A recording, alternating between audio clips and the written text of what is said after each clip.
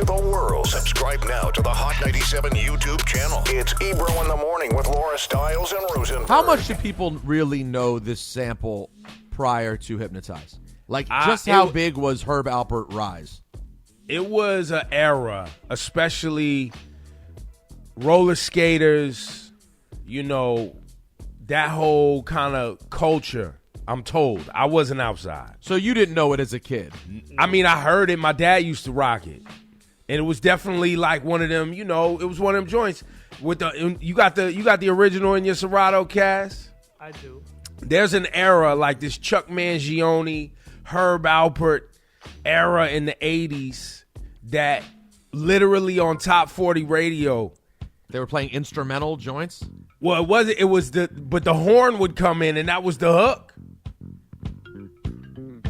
I, for one, never knew about this song before. And so this record would play like, see, you hear how it's got a roller skate bop? It's got a roller skate bop. Yeah, it does. And so when you roller skating and then the horn comes in, it's a vibe, man.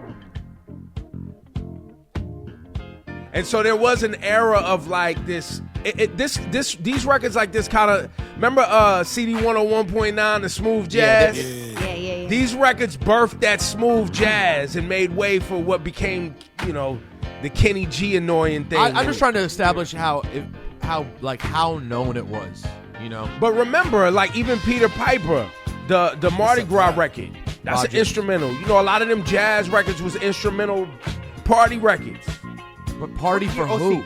See, this would be a perfect example, right? This for people who know how to dance, for people who want to step with their, you know, this is something that you could two-step to. And, this would be a perfect example, right? This record was released in 1979. I had never heard this record until I heard Hypnotize, and then I went back and tried to find where it came. Me too.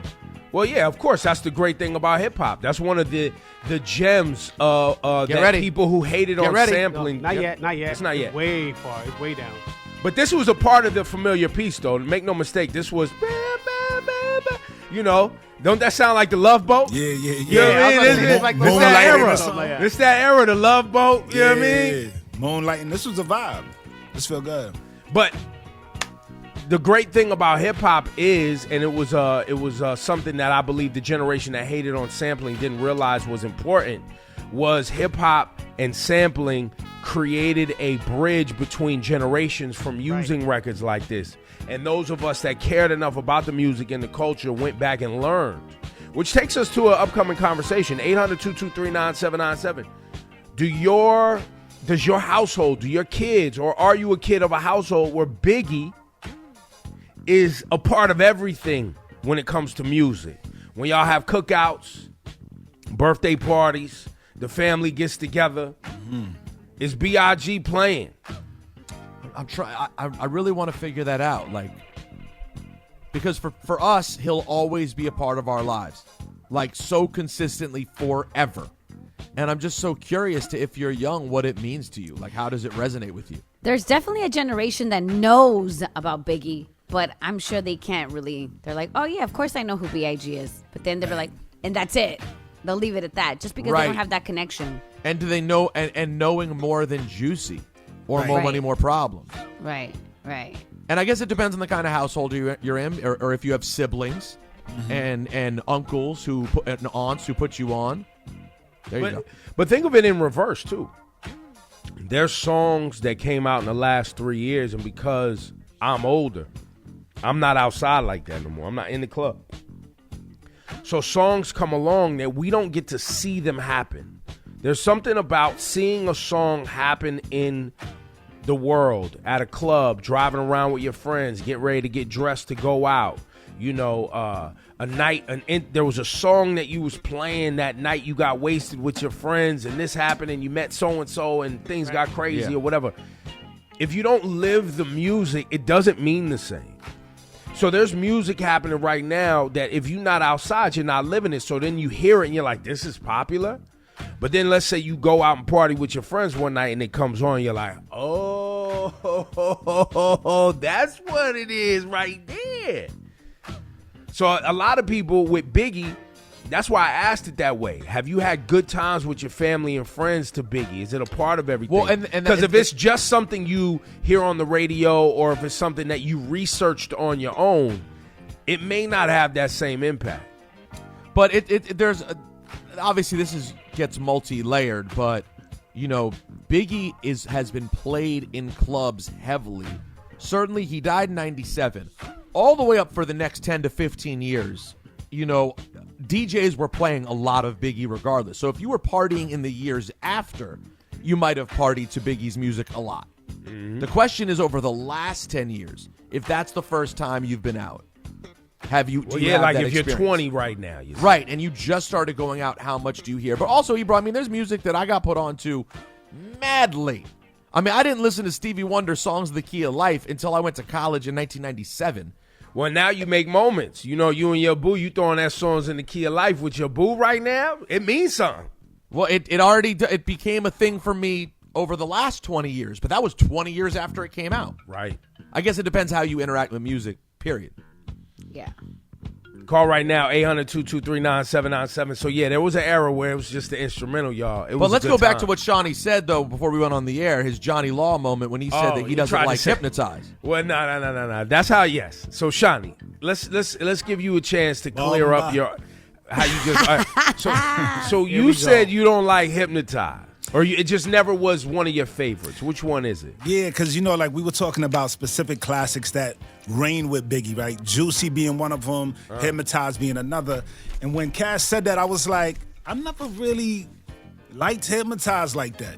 And people love Hypnotize. I love this sample. Cass, turn that up real quick. Sample? I mean, where they sampled it from. What is it that you don't like about Hypnotize? You know what I think it is? The robotic hook. Biggie, can't you see? But it's Slick Rick, yo. They did it wrong. It's not. They did it wrong. Bro.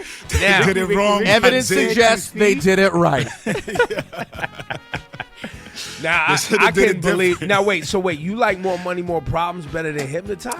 More Money, More Problems is cool. It's cool. I like B.I.G. P.O. I like the way he steps in on that verse. Sicker than your eye, Rich, Papa Twitch. But Shawnee's not alone on this. Shawnee is not alone. Hypnotize is just, I don't know. I know a lot of people have told me over the years they don't like Hypnotize. It's also, I love it, but it's also that it was the first single off Life After Death. Right. And he came out incredibly commercial again. It was like boom, smash hit. The Biggie. The video was dumb expensive. Everything was super polished about Hypnotize. Shawnee's more of a kick in the door guy, right? He was kicking the door all day. Well, Big was happy in the music video, smiling, having a good time. First time we seen Biggie smile. I loved it because of that, actually. That's actually one of the reasons I actually liked it because I felt like it covered both bases. Like, you know, it was shiny. It was, the beat was very poppy. You know, the video was fancy, but Biggie was spitting on that song. He's riding down the street backwards and speeding off from the movie. Shawnee, Shawnee, chill. You ain't gonna disrespect Hypnotize. I just wanted to ask you how you felt about it. Don't get disrespectful. Respect to Biggie all day. Biggie's my guy. Well, no, you're allowed to have critique for the song, and I get it. I'm just saying you can't say I'm more of a kick in the door guy. So is everyone. Of course, we're all more kicking the door than Hypnotize. We're all more kicking the door than Hypnotize. They're not even the same. I don't even really like Hypnotize. That's what I'm saying. Wow, that's crazy. All right, we got Eric. From the BX. Eric, the question of the day is we remember B.I.G. Good morning to you, sir. Love you for calling. Thank you so much. Eric. Good morning. Y'all doing your thing. Thank you, man. And how old are you, Eric? I'm 52. And so you got children. Are they rocking B.I.G.? My 19-year-old daughter, she's a student at John Jay. She's rocking it all the time. Really? I go into her room. It's that one and Rakim, Eric B. and Rakim. Those are her two favorite. She loves the old school hip hop, and Biggie is one of her faves. She spits Hypnotize, and at 11 years old, she was spitting Paid in Full by Rakim. Well, now, is that because you and her bonded over that, or was that something she took on her own? Well, actually, you know, I always, was with my daughter. I used to work nights when she was young, so I used to take her to school and pick her up, and I was always, blasting the hip hop in the car, Hot 97.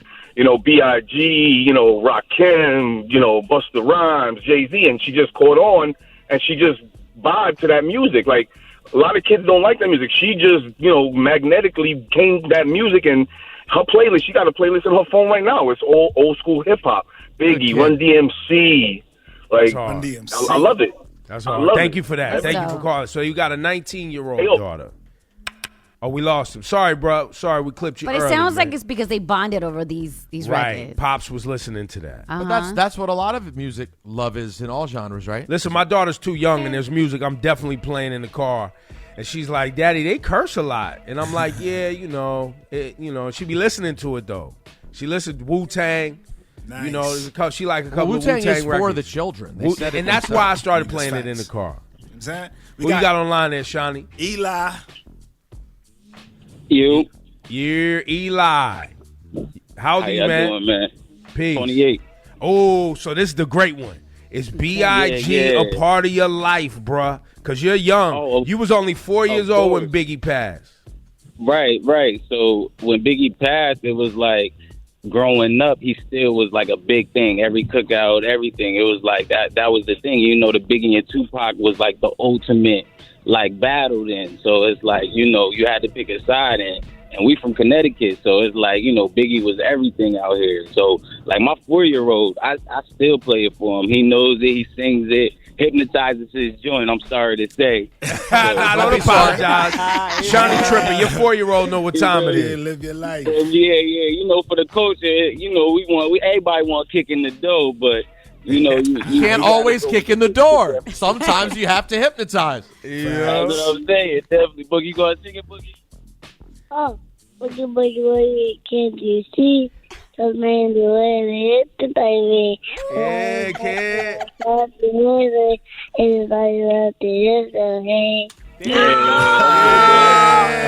Wake up, New York. Nice. Ebro Yeah, in I the told morning. you. Laura Styles and Rosenberg. That's You dig? so dope. They did it wrong. Should have had the kid do it. Really? I'd have loved it. I would Well have loved done, it. Shawnee. Stick to your argument. Now man. it's fire.